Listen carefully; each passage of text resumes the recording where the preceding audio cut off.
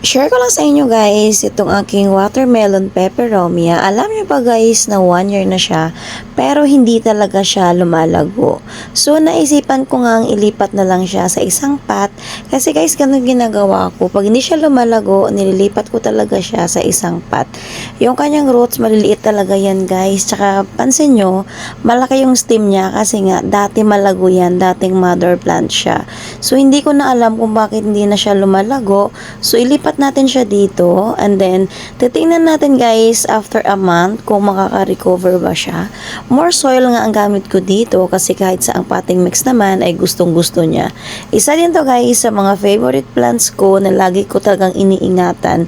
Kaya nga lang, isa nga lang mga tira sa akin, kaya nga susubok tayo at baka ay lalago pa siya nung ilipat na natin siya sa ibang pot. Ayan.